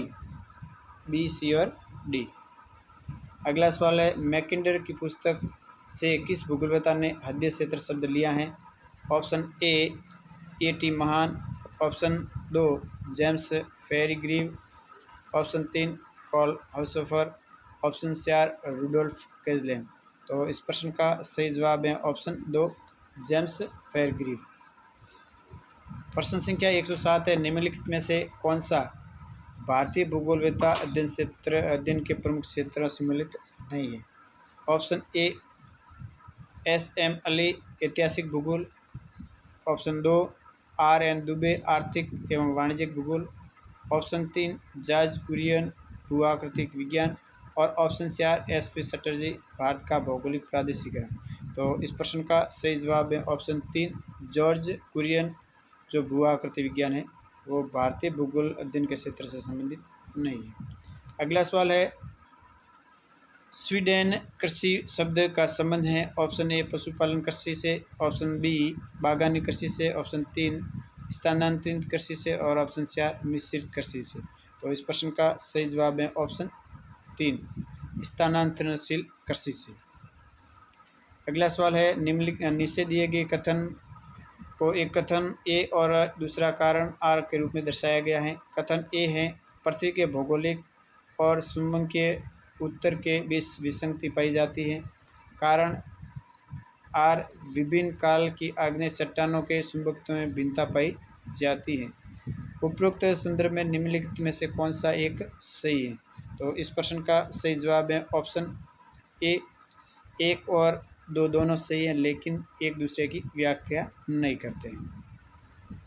अगला सवाल है, निम्नलिखित में से किस सतह का अल्बिडो 20% से कम है? ऑप्शन ए शुष्क भूमि एवं घास, ऑप्शन 2 ताज़ा हिम एवं विरल बादल, ऑप्शन 3 नम भूमि एवं वन, और ऑप्शन 4 पुरानी हिम एवं सघन बादल। तो इस प्रश्न का सही जवाब है ऑप्शन 3 नम भूमि और वन। नम भूमि और वन, ऑप्शन 3। प्रश्न संख्या 111, मैन स्प्रिंग ऑफ सिविलाइजेशन नामक पुस्तक के रचयिता कौन है? Option A Humboldt, option 2 Ratzel, option 3 Ellsworth Huntington, और ऑप्शन 4 रिटर। तो इस प्रश्न का सही जवाब है option 3 Ellsworth Huntington.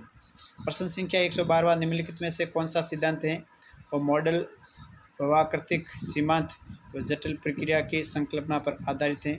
Option A खंडकालिक अपरदन सिद्धांत, ऑप्शन 2 सम्मिश्र मॉडल, ऑप्शन 3 गतिक संतुलन सिद्धांत, और ऑप्शन 4 विवर्तन भूआकृतिक मॉडल। तो इस प्रश्न का सही जवाब है ऑप्शन ए खंडकालिक अपरदन सिद्धांत। प्रश्न संख्या 113, पी सेनगुप्ता तथा गैलिना सदास्युक ने भारत को कितने प्रमुख संस्थान प्रदेशों में विभक्त किया था? ऑप्शन ए 7, ऑप्शन 2 6, ऑप्शन 3 7, और ऑप्शन 4 9। तो इस प्रश्न का सही जवाब है ऑप्शन ए 5, ऑप्शन ए 5। प्रश्न संख्या 14 है, निम्नलिखित में से कौन सा युग्म महासागर और द्वीप हैं वो सम्मिलित हैं?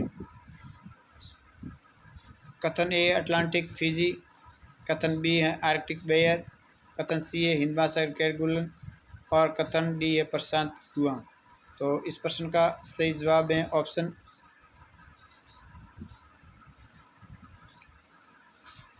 बी आर्कटिक बेयर में स्थित है, मतलब आर्कटिक महासागर में बेयर द्वीप स्थित है, हिंद महासागर में केरगुलन स्थित है, और प्रशांत में गुआम स्थित है। तो ऑप्शन बी, सी और डी तीनों सही है।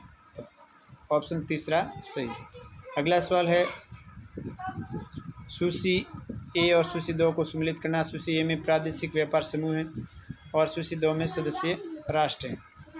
तो इस प्रश्न का सही जवाब है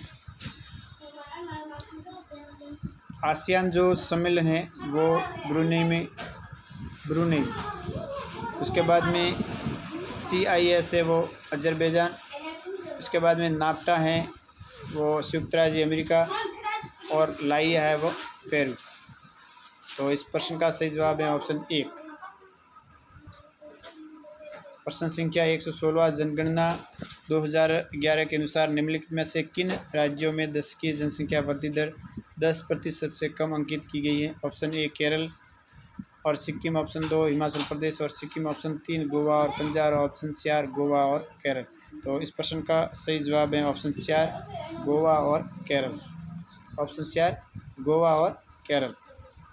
प्रश्न संख्या 117 है निम्नलिखित उपागमों का कालक्रम के अनुसार व्यवस्थित करें। नीचे दिए गए कूट से सही विकल्प का चयन करें। 117 तो इसमें सबसे पहले अन्वेषण 1 नंबर, उसके बाद में 2 नंबर प्रादेशिक विश्लेषण, 3 नंबर क्षेत्रीय विभेदन और 4 नंबर है स्थानिक। तो इस प्रश्न का सही जवाब है ऑप्शन 3 CDAB। अगला सवाल है इनमें से कौन सा समक्षेत्र प्रक्षेप है।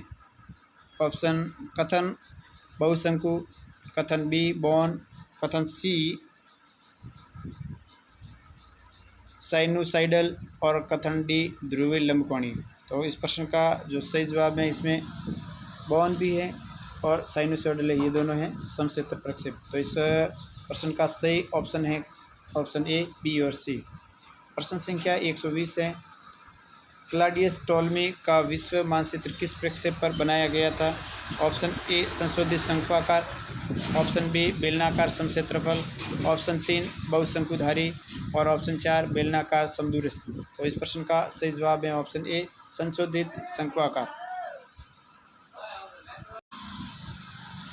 प्रश्न संख्या 120 है निम्नलिखित में से किस पुस्तक का दृष्टिकोण निश्चयवादी है। Option A principes de geographie humaine anthropogeography, कथन 3 है ऑप्शन 3 है geography and the social science और कथन 4 है जियोग्राफिकल इंट्रोडक्शन टू हिस्ट्री। तो इस प्रश्न का सही जवाब है ऑप्शन 2 एंथ्रोपोजियोग्राफी जो कि फ्रेडरिक रेडजेल द्वारा लिखित है। अगला सवाल है 121वां वेंटवर्थ मापक संबंधित हैं। ऑप्शन ए ज्वारी रेंज, ऑप्शन 2 पवन वेग, ऑप्शन 3 चट्टानों की कठोरता और ऑप्शन 4 तलछट के कणों के आकार। तो इस प्रश्न का सही जवाब है ऑप्शन 4 तलछट के कणों का आकार। प्रश्न संख्या 122वां जयपुर जिले की बंजारी और लक्ष्मी कनन क्षेत्र खान संबंधित हैं। ऑप्शन ए अब्रक की, ऑप्शन 2 चांदी की, ऑप्शन 3 जिप्सम की और ऑप्शन 4 है डोलोमाइट की। तो इस प्रश्न का सही जवाब है ऑप्शन ए अब्रक की। प्रश्न संख्या 123वां थॉर्नवेट के अनुसार नीचे दिए गए मानचित्र में छायांकित क्षेत्र किस जलवायु को प्रदर्शित करते हैं। तो ऑप्शन ए है DAW, ऑप्शन बी है CAW, ऑप्शन 3 है DBW और ऑप्शन 4 है EAD।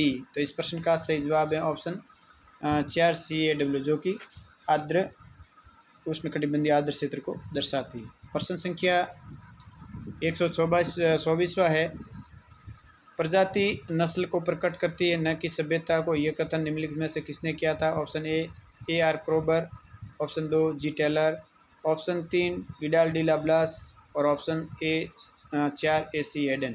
तो इस प्रश्न का सही जवाब है ऑप्शन 2 G टेलर ने यह कथन कहा था कि प्रजाति हैं वो नस्ल को प्रकट करती है न कि सभ्यता को। प्रश्न संख्या 125 ऑफशोरिंग गतिविधि क्या है।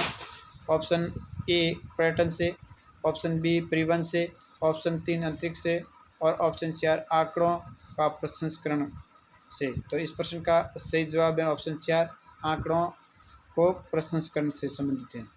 प्रश्न संख्या 126 26वां है, निम्नलिखित रोमन भूगोलवेताओं में से किसका योगदान अधिकांशतः भौतिक भूगोल में था? ऑप्शन ए स्ट्रिबो, ऑप्शन 2 फिरमानस, ऑप्शन 3 पॉलीबियस और ऑप्शन 4 है सोलिनस। तो इस प्रश्न का सही जवाब है ऑप्शन ए स्ट्रिबो। प्रश्न संख्या 127 मौसम की भविष्यवाणी के लिए उपयुक्त है। ऑप्शन ए माध्यिका, ऑप्शन 2 मानक विचलन, ऑप्शन 3 बहुलक और ऑप्शन 4 माध्य। तो इस प्रश्न का सही जवाब है ऑप्शन 3 बहुलक। प्रश्न संख्या 128वां, निम्नलिखित में से कौन सा वीना सर्कल वैज्ञानिकों के निर्धारित विज्ञान नियमों से संबंधित नहीं है? ऑप्शन ए है ज्ञान मूल्य मुक्त होना चाहिए, ऑप्शन 2 है परिकल्पना का परीक्षण अनिवार्य रूप से होना चाहिए, ऑप्शन तीसरा तथ्य आनुभाविक साक्ष्यों से समर्थित होते हैं और ऑप्शन 4 है ज्ञात तत्व मीमांसा से युक्त होना चाहिए। तो इस प्रश्न का सही जवाब है ऑप्शन 4 ज्ञात तत्व मीमांसा से युक्त होना चाहिए। प्रश्न संख्या 129वां है, निम्नलिखित कथनों पर विचार कीजिए तथा नीचे दिए गए कूट से सही उत्तर का चयन करना है। प्रश्न संख्या 129वां में ऑप्शन ए है पर्वतीय, कथन ए है पर्वतीय क्षेत्र में दिन के समय पवनें ऊपर की ओर गमन करती हैं। कथन 2 समुद्र का पानी सूर्य द्वारा अपने निकटवर्ती क्षेत्रों की अपेक्षा अधिक तेजी से गर्म होता है। ऑप्शन सी है पर्वतीय क्षेत्रों में पवनों के नीचे की ओर के गमन को घाटी समीर कहते हैं। तो इस प्रश्न में पर्वतीय क्षेत्र में दिन के समय पवनें ऊपर की ओर गमन करती हैं, तो ये होती है घाटी समीर। इसका मतलब ये भी गलत है। और उसके बाद में समुद्र का पानी सूर्य द्वारा अपने निकटतमवर्ती क्षेत्रों की अपेक्षा अधिक तेजी से गर्म होता है, ये ऑप्शन भी गलत है।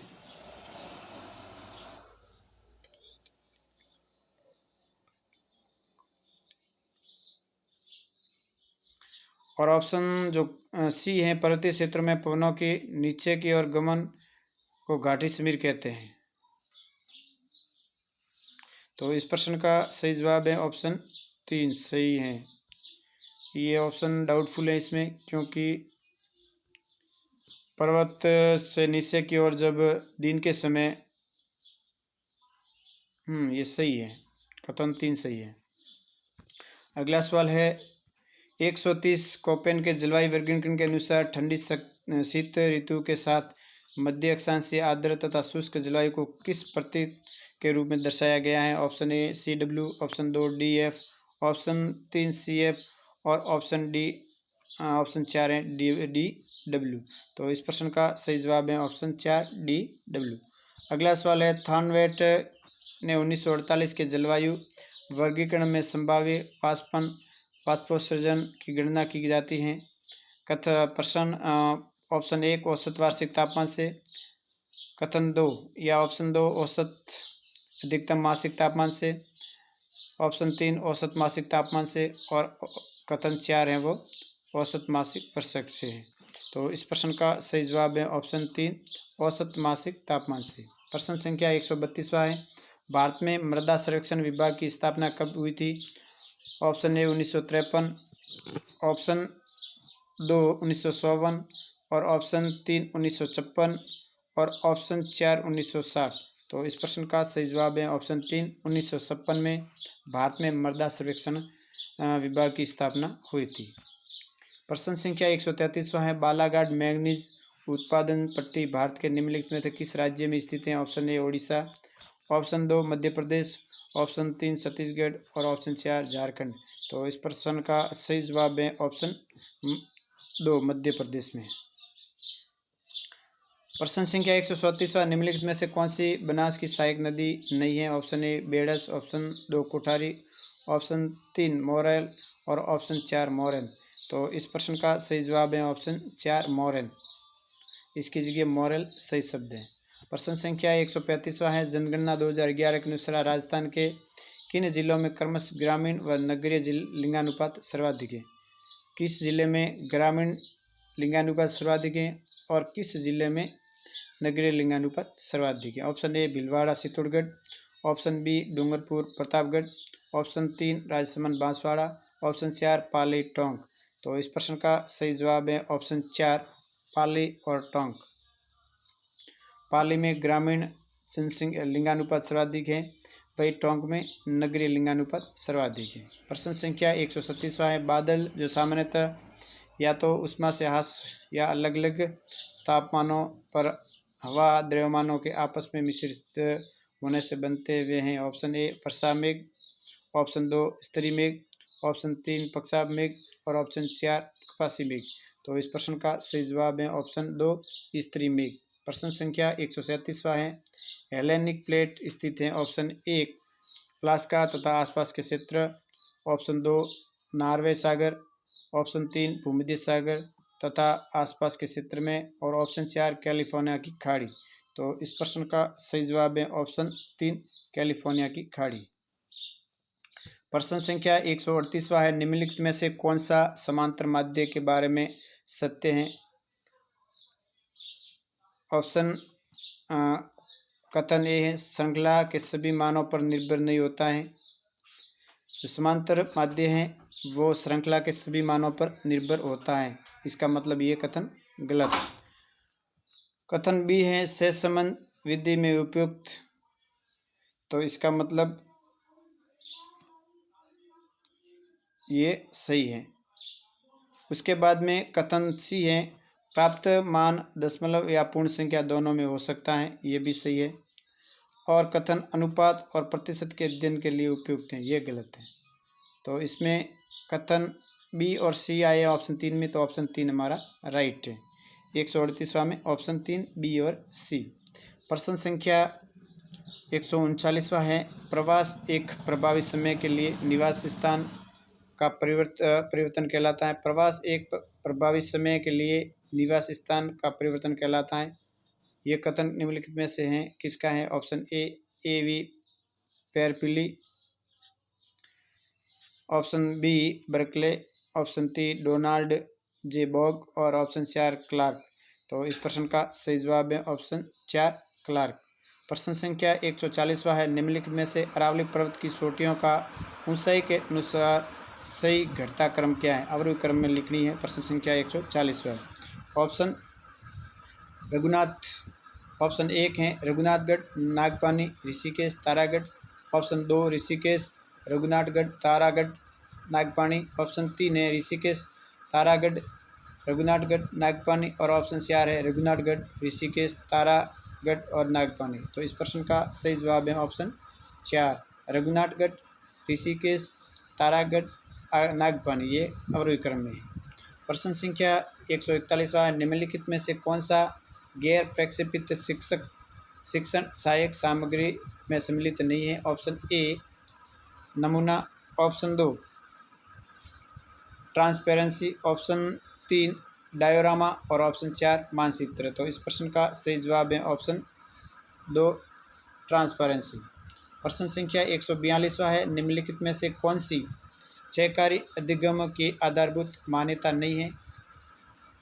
तो इसमें कथन या ऑप्शन ए है, विद्यार्थियों को शिक्षण अधिगम प्रक्रिया में मिलजुल कर काम करने का मौका दिया जाना चाहिए। और ऑप्शन 2 है, विद्यार्थी तभी अच्छी प्रकार से सीखते हैं जबकि वे सीखने की प्रक्रिया में पूरी तरह से एक दूसरे का सहयोग करते हुए अधिगम पथ पर बढ़े। और ऑप्शन 3 है, अधिगम का मूल्यांकन प्रत्येक अधिगमकर्ता की उपलब्धि पर होना चाहिए। और ऑप्शन 4 है, अधिगम का मूल्यांकन इस बात पर निर्भर होना चाहिए कि समूह के सामने अधिगम के उद्देश्य निर्धारित किए गए हो। तो इस प्रश्न का सही जवाब है ऑप्शन 3 अधिगम का मूल्यांकन प्रत्येक अधिगमकर्ता की उपलब्धि पर होना चाहिए। अगला सवाल है 143वां, संप्रत्य समाप्रति प्रतिमान के सामाजिक प्रणाली के विषय में निम्नलिखित में से कौन सा कथन सही नहीं है। ऑप्शन ए प्रतिमान अपेक्षाकृत संरचित हैं। ऑप्शन 2 विद्यार्थी अंतक्रिया को प्रोत्साहित किया जाता है। ऑप्शन 3 विद्यार्थी चरणों के क्रम को नियंत्रित करते हैं। और ऑप्शन 4 प्रतिमान की संरचना साधारण है। तो इस प्रश्न का सही जवाब है ऑप्शन 3 है, जो इसमें सही नहीं है। तो विद्यार्थी चरणों के क्रम को नियंत्रित करते ये गलत कथन है। प्रश्न संख्या 144वां है, एक शिक्षक कक्षा में सस्मेन के प्रशिक्षण प्रतिमान को लागू करना चाहता है उसे सबसे पहले क्या करना चाहिए? ऑप्शन ए, कक्षा शुरू होने से पहले छात्रों को प्रमुख संप्रदाय याद करने के लिए कहना चाहिए। उसके बाद में कथन 2 है, एक जटिल स्थिति या समस्या प्रस्तुत करना और छात्रों को अन्वेषणात्मक प्रश्न पूछने के लिए प्रेरित करना चाहिए। और ऑप्शन 3 है, विषय वस्तु को विस्तार से समझाने वाले व्याख्यान देना और फिर छात्रों को प्रश्न पूछने देना। और ऑप्शन 4 है, छात्रों को उनके प्रश्नों के सीधे उत्तर प्रदान करना। तो इस प्रश्न का सही जवाब है सही जवाब है 100 क्योंकि ऑप्शन 2, एक जटिल स्थिति या समस्या प्रस्तुत करना और छात्रों को अन्वेषणात्मक प्रश्न पूछने के लिए प्रेरित करना। प्रश्न संख्या 145वां है, निम्नलिखित में से अनुदेशनात्मक अभिकल्प डिजाइन में कौन सा सरण प्रणाली उपागम का भाग नहीं है? ऑप्शन ए, यादृच्छिक शिक्षण विधियों का चयन करना। ऑप्शन 2, उद्देश्यों की पहचान करना। ऑप्शन 3, अधिगम अनुभवों को अभिकल्पित करना। और ऑप्शन 4, प्रभावशीलता का मूल्यांकन करना। तो इस प्रश्न का सही जवाब है ऑप्शन 1, यादृच्छिक शिक्षण विधियों का चयन करना। प्रश्न संख्या 146वां है, शैक्षिक तकनीकी के सॉफ्टवेयर उपागम से संबंधित निम्नलिखित में से कौन सा कथन सही नहीं है? ऑप्शन ए, इसे व्यवहारजन्य तकनीकी भी कहा जाता है। ऑप्शन 2, ये कार्य विश्लेषण, उद्देश्यों के निर्माण एवं उपयुक्त अधिगम रणनीतियों के चयन से संबंधित हैं। और ऑप्शन 3, इससे संबंधित इसमें शिक्षण एवं अधिगम के मनोवैज्ञानिक सिद्धांतों का प्रयोग किया जाता है। और ऑप्शन 4 है, ये शिक्षण एवं अधिगम प्रक्रिया का मशीनीकरण है। तो इस प्रश्न का सही जवाब है ऑप्शन 4, ये शिक्षण एवं अधिगम प्रक्रिया का मशीनीकरण। प्रश्न संख्या 147वां है, कथन और कारण। बच्चे प्रमाणिकता पोस्ट वैलिडेशन कंप्यूटर सहायक अधिगम प्रक्रिया का एक महत्वपूर्ण चरण है। इसका कारण क्या है? ये कंप्यूटर सहायक मॉड्यूल को लागू करने से पहले उसमें सुधार करने में मदद करता है। तो इस प्रश्न का सही जवाब है ऑप्शन ए और आर दोनों सही। आर ए की सही व्याख्या नहीं करता है। तो इस पर ऑप्शन का सही जवाब है ए और आर दोनों सही है और एक दूसरे की व्याख्या भी करते हैं, मतलब आर है वो एक ही सही व्याख्या भी करता है। प्रश्न संख्या 148वां, कंप्यूटर में super video graphics array card का मुख्य लाभ क्या है? ऑप्शन ए, ग्राफिक्स चित्रों की गुणवत्ता में सुधार करना। ऑप्शन 2, सीपीयू का निष्पादन बढ़ाना। और ऑप्शन 3, इंटरनेट ब्राउजिंग की गति बढ़ाता है। और ऑप्शन 4, बिजली की खपत कम करता है। तो इस प्रश्न का सही जवाब है ऑप्शन ए, ग्राफिक्स चित्रों की गुणवत्ता में सुधार करता है।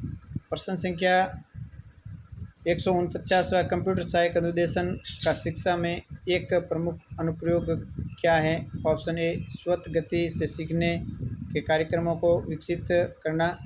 ऑप्शन 2, पारंपरिक पुस्तकों को पूरी तरह से बदलना। ऑप्शन 3, छात्रों की ज्ञान तक पहुंच को सीमित करना। और ऑप्शन 4, शिक्षकों की भूमिका को समाप्त करना। तो इस प्रश्न का सही जवाब है ऑप्शन ए, स्व गति से सीखने के कार्यक्रमों को विकसित करना। प्रश्न संख्या इस सेशन का 150वां और लास्ट प्रश्न है, नेटिकेट का अर्थ क्या है? ऑप्शन ए, सभी प्रकार के डिजिटल संसार से बचना। ऑप्शन 2, ऑनलाइन तेज बोलना। ऑप्शन 3, ऑनलाइन व्यवहार एवं अंतक्रिया। और ऑप्शन 4, संदेशों में विराम चिन्हों का प्रयोग न करना। तो इस प्रश्न का सही जवाब है ऑप्शन 3, ऑनलाइन व्यवहार एवं अंतक्रिया। इसके साथ ही आज का हमारा ये सेशन समाप्त हुआ है। ये आरपीएससी द्वारा जारी आंसर की का हमने संपूर्ण सॉल्यूशन किया, उसका हल निकाला। तो इसके साथ ही आप हमसे जुड़ सकते हैं हमारे इस चैनल के द्वारा। जय हिंद, जय भारत।